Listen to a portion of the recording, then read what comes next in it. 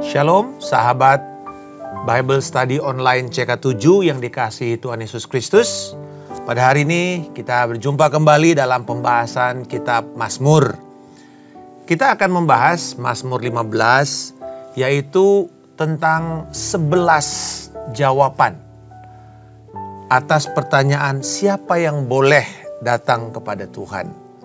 Tuhan mengundang kita semua untuk mendekat oleh karena karya Kristus yang sudah selesai di kayu salib. Tetapi ada sikap-sikap, ada character traits yang diperlukan ketika kita menghampiri Tuhan. Nah, hari ini kita akan belajar tentang 11 hal itu. Tetapi mari lebih dahulu kita persiapkan hati kita melihat bahwa datang kepada Tuhan adalah sebuah hal yang sangat serius. Tapi kita juga ingin membawa keintiman dengan Tuhan dalam penyembahan dan ucapan syukur kita. Bapa, kami berterima kasih untuk kesetiaan-Mu pada hari ini.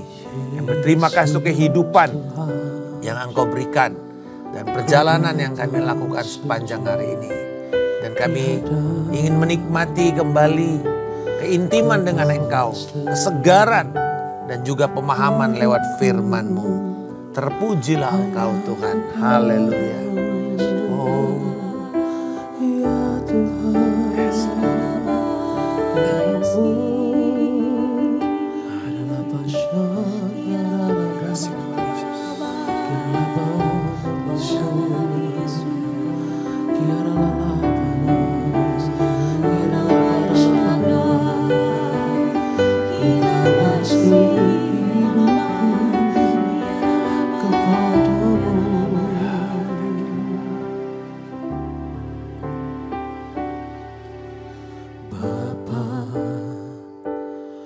Persembahkan tubuhku sebagai persembahan yang hidup, kudus dan yang berkenan padamu, sebagai ibadah yang sejati.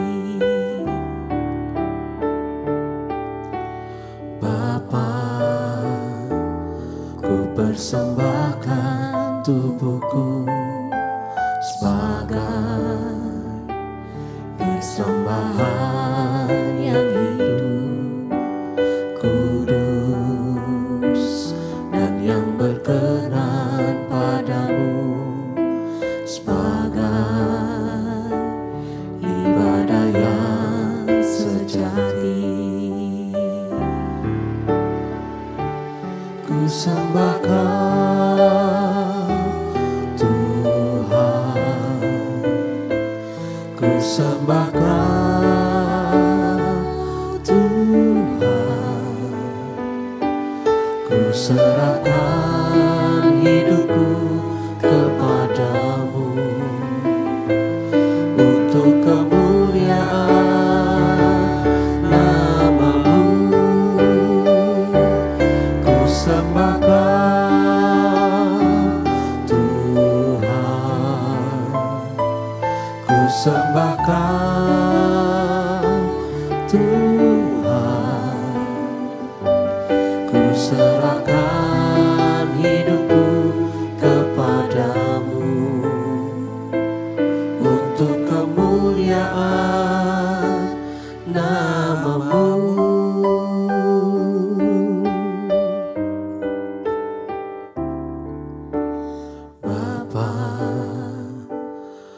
Persembahkan tubuhku sebagai persembahan yang hidup, kudus dan yang berkenan padamu, sebagai ibadah yang sejati. Ku sembahkan Tuhan, ku sembahkan Tuhan, ku serahkan hidupku ke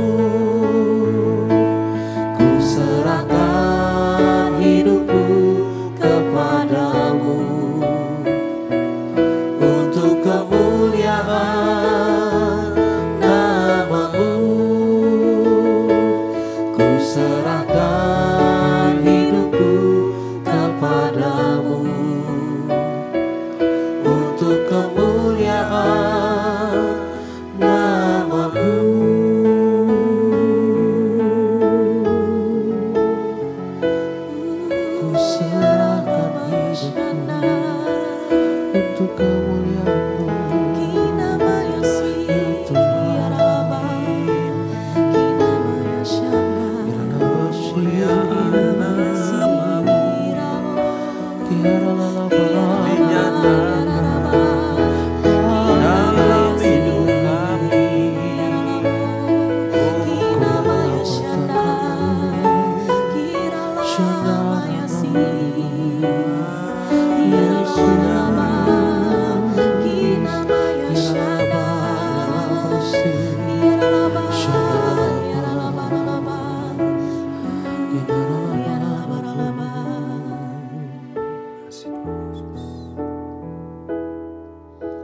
Sucikan dan kuduskan hati ini untuk layak menghadap hadirat-Mu. Tubuh jiwa rohku ku serahkan padamu, ku menyembah-Mu. Sucikan dan kuduskan hati ini untuk layak menghadap hadirat-Mu. Tubuh jiwa rohku ku serahkan padamu, ku menyembah-Mu. Tinggikan nama-Mu ya Tuhan, mulialah nama-Mu ya Tuhan. Tiada lain seperti Engkau ya Allahku, besar kuasa-Mu. Tiada lain seperti Engkau ya Allahku, besar kuasa-Mu. Tinggikan nama-Mu ya Tuhan, mulialah nama-Mu ya Tuhan. Tiada lain seperti Engkau ya Allahku, besar kuasa-Mu. Tiada lain seperti Engkau ya Allahku, besar kuasa-Mu.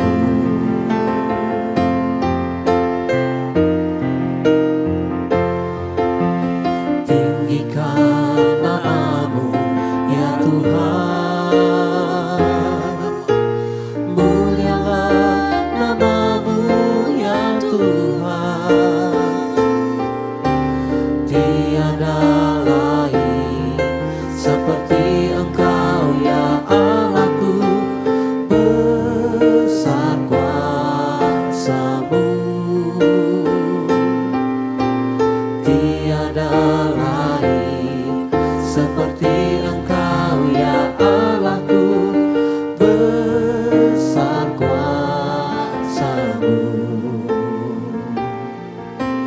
Tiada lain seperti Engkau ya Allahku, besar kuasa-Mu. Haleluya, haleluya. Sungguh saudara, bahwa waktu kita diundang oleh Allah untuk naik ke gunung Tuhan, Mazmur 15 ini walaupun hanya terdiri dari 5 ayat, tetapi ini adalah sebuah nyanyian puisi yang begitu padat. Padat dengan pengajaran kepada setiap orang yang merindukan untuk mendekat dan masuk ke dalam hadirat Yahweh, tempat kudusnya. Nah, pengajaran ini masih relevan sampai sekarang. Bagaimana kita sebagai orang percaya yang sudah ditebus, sudah diundang masuk mendekat ke dalam tahta kasih karunia Allah untuk memperoleh rahmat-Nya, pertolongan pada waktunya, kita perlu mempersiapkan diri kita juga untuk masuk ke dalam tempat kudus Allah. Baik secara jasmaniah, misalnya kita datang ke ibadah ragawi, atau pertemuan kul, pertemuan kelompok kecil, pertemuan pelayan, atau di dalam mendekat kepada Allah secara rohani dalam ibadah pribadi kita. Kalau kita melihat struktur dari pasal 15 ini, dimulai dengan tema di ayat yang pertama, yaitu siapa yang boleh menumpang di dalam kemahmu, siapa yang boleh tinggal di gunungmu yang kudus. Jadi ini pertanyaan yang ditujukan kepada Yahweh. Lalu bagian intinya ayat 2 sampai dengan 5b itu 11 jawaban yang terkait dengan karakter dan perilaku orang-orang yang masuk atau yang boleh diizinkan Tuhan masuk ke tempat kudusnya. Lalu ayat yang terakhir 5c itu terpisah ya, yaitu sebuah pernyataan keyakinan, pernyataan iman, kesimpulan bahwa siapa yang berlaku demikian, yang 11 di atas tadi, tidak akan goyah selama-lamanya. Jadi ada sebuah confidence, sebuah keyakinan. Kalau di dalam Mazmur 5 ayatnya yang ke-5 sampai 12 yaitu doa pagi, Mazmur 5 menggambarkan tentang siapa yang tidak boleh masuk ke dalam bait sucinya Tuhan, ke dalam tempat kudusnya Allah. Dikatakan orang fasik, orang jahat, pembual, pembohong ya, pendusta, orang yang dengki, orang yang licik. Tetapi dalam Mazmur 15 ini berbicara tentang mereka yang berharap boleh masuk ke dalam tempat kudus. Nah, kalau kita bicara di sini dia memakai penggambaran kemah, artinya bahwa itu adalah tempat kediaman.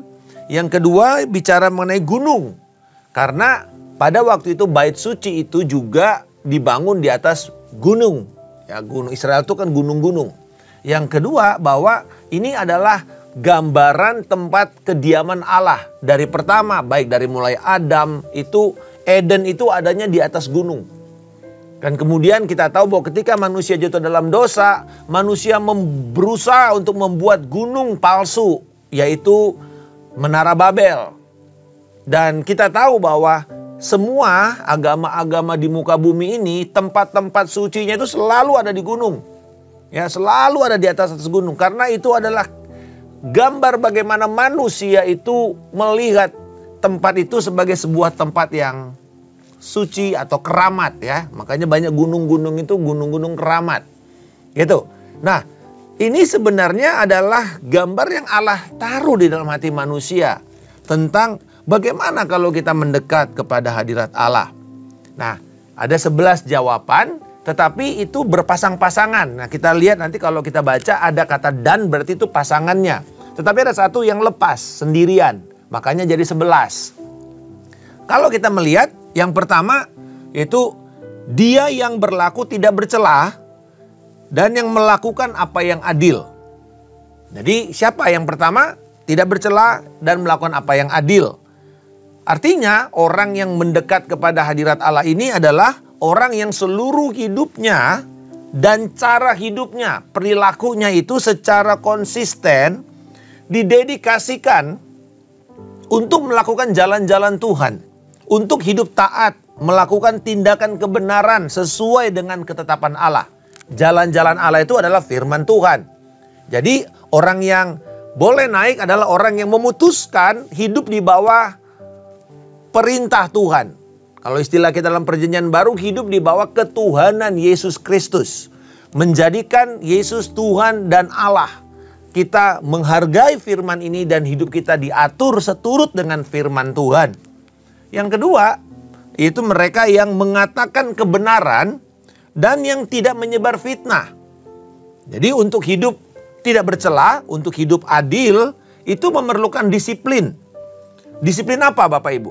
Dia tuh disiplin memperkatakan kebenaran.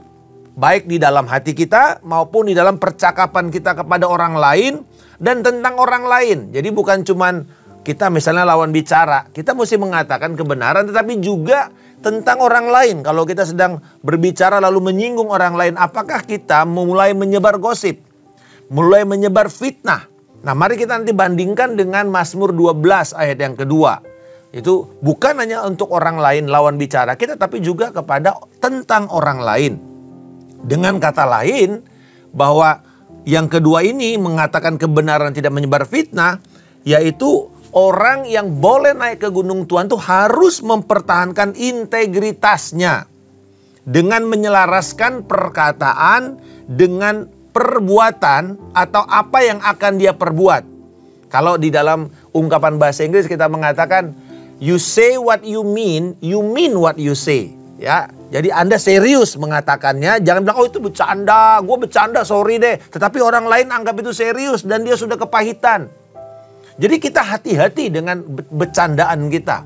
Banyak orang melakukan bercandaan-bercandaan sekarang akhirnya menuju kepada kecelakaan, membuat orang celaka. Lalu kemudian, apakah perkataan kita itu bisa dipercaya? Atau setiap kali kita ngomong, kamu pasti bohong, kamu pasti fitnah gitu ya. Atau kamu gibahin orang gitu. Nah, ini dia. Jadi hati-hati dengan apa yang kita perkatakan karena itu berbicara. Bayangkan karena kalau kita datang ke gunung Tuhan, kita juga memuliakan Tuhan. Bagaimana mungkin dari mulut yang sama keluar pujian, tetapi dari mulut yang sama keluar juga fitnah, kebohongan, dusta. Padahal kita menyembah Allah yang benar, sementara mulut kita juga menyebarkan kebohongan. Dan yang ketiga, yaitu kelompok atau pasangan yang dia tidak berbuat jahat dan tidak menimpakan celah atau celaka kepada teman atau tetangganya. Jadi integritas, kejujuran itu mempengaruhi cara hidup orang lain memperlakukan teman, tetangga, sahabatnya. Jadi dikatakan di sini, kamu kalau perkataanmu benar, cara hidupmu benar sesuai firman, maka bukti yang berikutnya adalah cara hidup kamu itu tidak berniat mencelakakan orang. Tidak membuat tetanggamu, mitra kerjamu, mitra pelayanan, teman di dalam jemaat, atau di dalam kul, itu dipermalukan. Karena sering kali kadang-kadang kita berbicara ya, kalau kita bicara kumpul-kumpul, perkataan kita itu kok sepertinya menyakiti orang, mempermalukan, membuka aib. Nah itu kadang-kadang kita bilang sekarang, menyingkap aib kita atau orang lain di depan banyak orang. Mempermalukan, menghancurkan kehormatan atau dignitinya. Jadi bayangkan kita mau datang ke rumah Tuhan tetapi kita udah niat untuk memfitnah orang, membicarakan orang, yang membicarakan yang jelek di belakang orang tersebut. Jadi kita bermanis-manis di depan dia tapi kita bicara yang lain di orang lain dan kemudian menyebarkan kebohongan tentang orang tersebut. Siapa lagi yang boleh naik ke gunung Tuhan? Mereka yang memandang hina orang jahat dan menghormati orang yang takut akan Tuhan. Nah, di sini kata orang jahat di dalam bahasa Ibraninya itu adalah nim'as ya. Nim'as itu artinya orang yang ditolak oleh Allah. Orang yang memang niatnya itu selalu menyukai perbuatan jahat. Jadi dengan kata lain orang-orang itulah orang-orang yang tidak suka dengan firman ini. Nah, ini kan kembali mulai dengan Mazmur 1. Siapakah yang boleh kita kumpul sama-sama? Kan kita lihat bahwa orang-orang yang mencemooh, orang-orang yang mengolok-olok, orang-orang yang mentertawakan kebenaran, ini adalah orang-orang yang gak perlu kita habiskan waktu banyak di sana. Ini adalah orang-orang yang sebenarnya tidak menghormati kekudusan Tuhan. Kadang-kadang kita melihat ada orang yang lagi dekat penyembahan tuh bercandaan gitu loh. Bercandaan sambil penyembahan. Dan inilah sebuah sikap yang tidak benar. Dan ini Tuhan tidak menginginkan dalam kita mendekat kepada Dia. Sekarang apalagi kalau kita di dalam online. Kadang-kadang kita penyembahan itu ya kita tidak punya penghormatan yang besar. Padahal justru disitulah harusnya kita lebih takut. Kenapa? Gak ada yang lihat kecuali Tuhan. Our audience, penonton kita kalau kita dalam penyembahan online. Bukan orang yang melihat yang tepuk tangan, tapi Tuhan. Hal yang sama. Ketika kita penyembahan, siapa yang akan menilai? penyembahan kita. Nggak ada orang yang lihat, tapi Tuhan lihat. Ya, jadi kita mesti membangun, dan kepada orang-orang yang menghormati Tuhan, yang sungguh-sungguh menghargai kekudusan, nah kepada orang-orang inilah kita bersahabat, ya. Lalu kemudian, nah ini yang lepas sendiri, yaitu yang berpegang pada sumpah atau janji. Kembali sebenarnya ini berkaitan dengan integritas percakapan kita atau integritas perkataan kita. Tetapi di sini ditekankan bahwa orang yang berpegang pada sumpah atau janjinya itu mempertahankan komitmennya walaupun harus menanggung luka, kerugian. Seperti ungkapan bahasa Indonesia mengatakan janji adalah utang. Ya, janji adalah utang. Dan kalau dalam konteks orang Ibrani, utang itu selalu bicara mengenai hutang darah. Jadi kalau kita berhutang sama orang, kita membayarnya dengan darah. Makanya ada istilah uang darah, hakal dama, uang darah. Dan ini artinya kalau saya berhutang kepada seseorang, meminjam uang dia, saya menyerahkan nyawa saya. Itu sebabnya Alkitab mengatakan kepada orang yang berhutang, ya, dia menjadi hamba daripada yang menghutangi. Nah, dikatakan bahwa kalau kamu membuat sebuah janji, kamu harus tunduk kepada komitmen kamu itu. Gambarannya seperti apa? Saudara-saudara, ini seperti seorang raja yang ketika kerajaannya dikalahkan oleh satu kerajaan besar atau satu kerajaan saja, maka si raja ini akan datang untuk membuat perjanjian. Nah, di situ ada banyaklah yang dia mesti tunduk, persyaratan-persyaratan, kamu mesti bayar pajak, kamu mesti serahkan ini dan seterusnya. Atau mungkin kamu harus menyerahkan anakmu untuk menjadi anak mantu saya atau apa saja. Jadi itu semua raja yang dikalahkan harus tunduk kepada kemauan raja yang menaklukkannya. Dan dia harus mengikuti semua persyaratan yang dituntut walaupun itu tidak menguntungkan dirinya, tidak menguntungkan kerajaannya. Tapi karena dia sudah ditaklukkan, dia mesti tunduk. Ini sebenarnya gambaran komitmen. Dan bagaimana kita menjaga komitmen yang serius. Di dalam usaha contohnya. Kita mungkin sudah bikin kontrak. Tapi kontrak itu tidak ada mengatakan kalau harga berubah. Ya berubah juga harganya. Kita misalnya tidak ada di dalam klausul itu. Maka walaupun misalnya ya kita sudah buat kontrak itu lalu harga berubah. Kita harus kembali kepada harga lama. Dan mungkin kita harus rugi. Nah disitulah yang namanya sikap kita itu berpegang pada sumpah atau janji. Jadi itu sebabnya ada hal di mana kita kalau membuat perjanjian itu kita mesti berpikir ulang. Karena ini menyangkut nanti komitmen kita. Ya, tetapi ini tidak sama dengan nazar. Kalau nazar itu kan ditujukannya kepada Allah. Nazar saja kita harus bayar berapapun sulitnya. Demikian juga sebenarnya dengan janji. Tetapi memang levelnya lebih rendah. Dan yang terakhir dikatakan dia yang meminjamkan uang tetapi tidak makan riba. Lalu yang kedua, tidak menerima suap. Nah, memberikan pinjaman dan mendapatkan sedikit bunga itu merupakan kebiasaan umum dalam masyarakat timur dekat kuno, yaitu seperti di daerah Mesopotamia, di daerah di mana Mazmur ini ada, ya di daerah Israel, Timur Tengah, di mana pada masa itu memberikan pinjaman lalu mengharapkan sedikit riba itu nggak apa-apa. Nah, seringkali kan kita berpikir riba itu sesuatu yang jahat. Saya akan ceritakan bagaimana itu menjadi jahat. Di dalam prasasti Hammurabi, Hammurabi itu adalah raja yang memberikan sebenarnya gambaran tentang aturan hukum awal yang ada di dalam peradaban manusia yang pernah ditemukan dan dicatat. Jadi Code of Hammurabi atau prasasti Hammurabi antara 1792 sampai 1750 sebelum Masehi, ya ini 1700 tahun sebelum Masehi, itu sudah ada kerajaan Mesopotamia dan mereka menyiapkan ini loh aturan-aturan hukum. Dan banyak aturan hukum yang ada. Ya hukum pidana, hukum perdata yang ada di seluruh dunia itu mengacu kepada prasasti Hammurabi. Dan prasasti Hammurabi itu sejalan dengan firman Tuhan. Dengan perjanjian lama.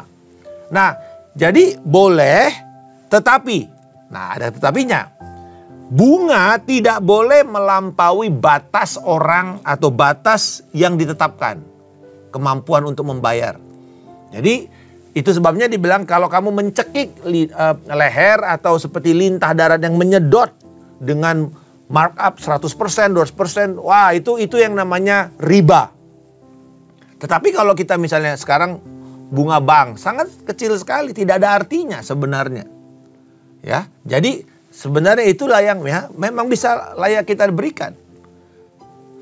Nah, menurut Taurat, sesama bangsa Israel tidak boleh menetapkan bunga pinjaman. Ya, tetapi boleh kepada bangsa di luar Israel. Dalam Keluaran 22 ayat 25, dalam Imamat 25 ayat 35 sampai 38, Ulangan pasal yang ke-23 ayat 19 sampai 20 jelas sekali bahwa kalau bangsa Israel ada yang meminjam, kamu memberikan pinjaman tidak boleh memberikan bunga.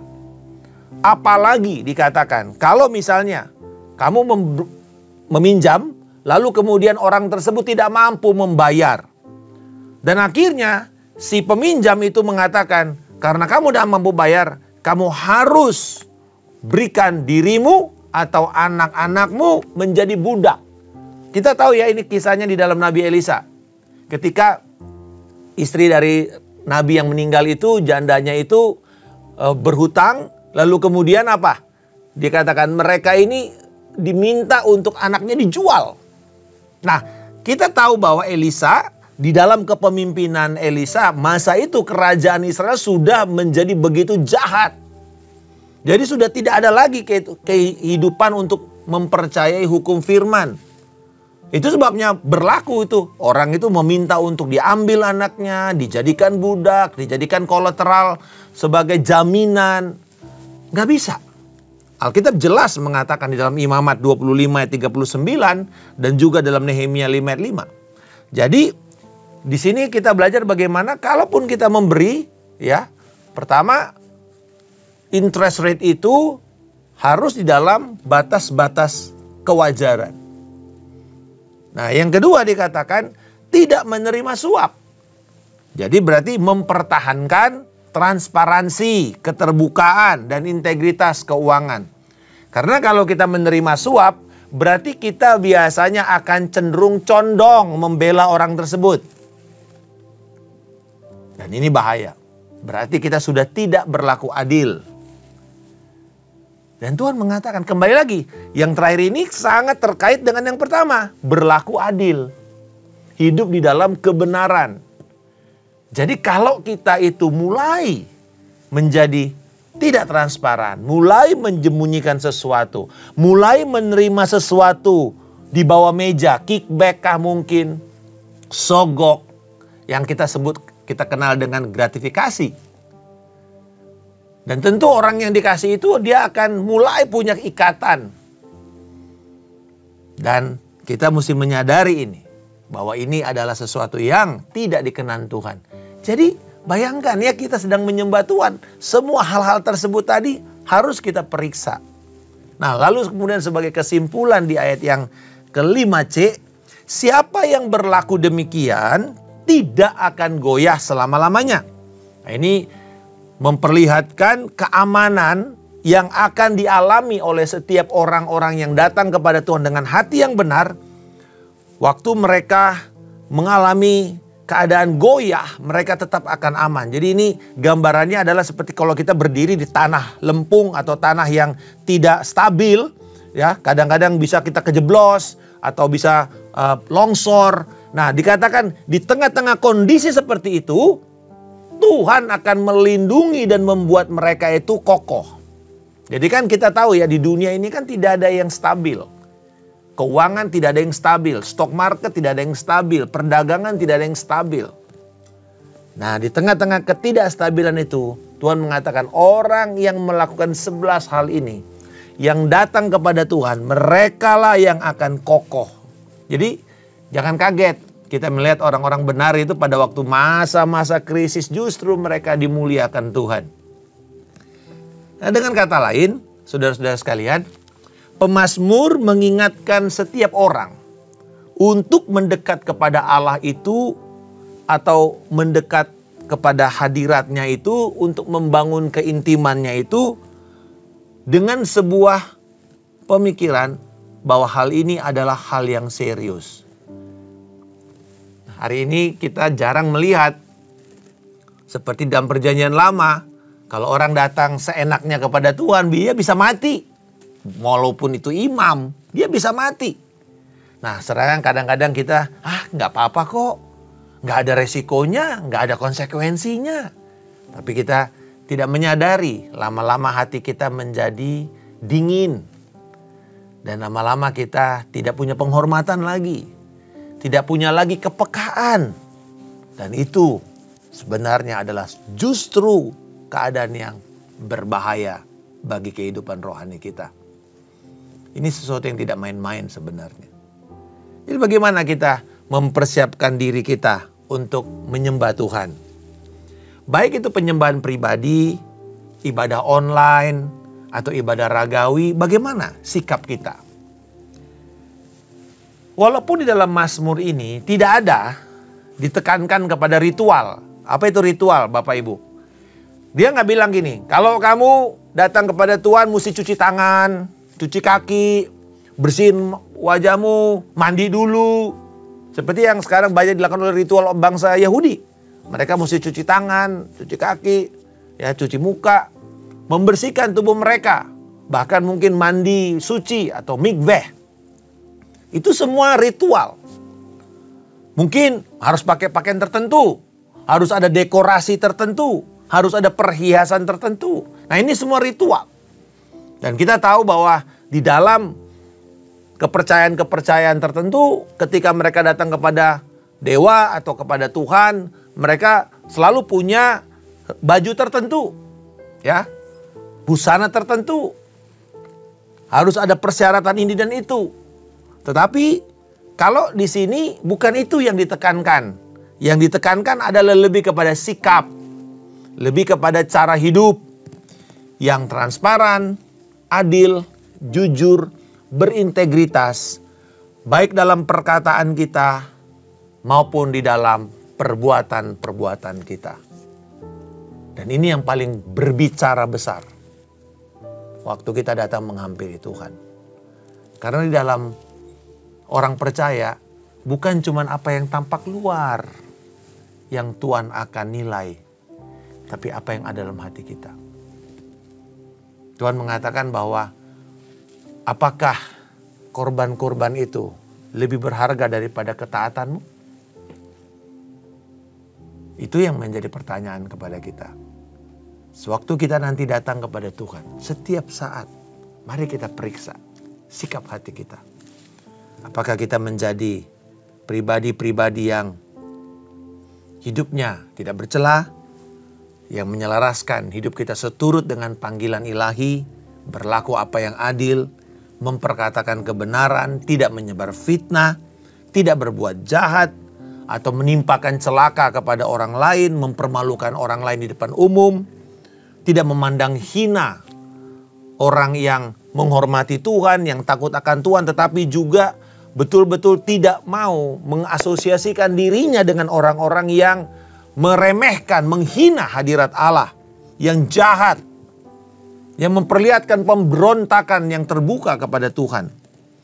Juga orang yang memegang janji, komitmennya, dan tidak menyakiti atau menyiksa hidup orang lain, menyengsarakan hidup orang lain ketika mereka meminjamkan uang atau mereka menerima suap.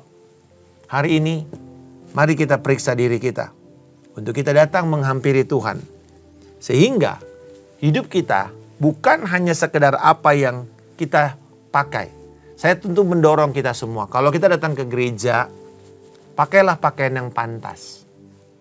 Pakailah pakaian yang membuat orang tidak berusaha melihat dan menarik perhatian orang lain kepada kita. Itu sebenarnya.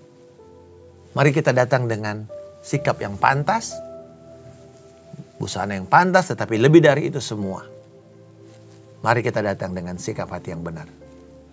Inilah yang akan kita lakukan setiap hari sewaktu kita datang mendekat kepada Tuhan.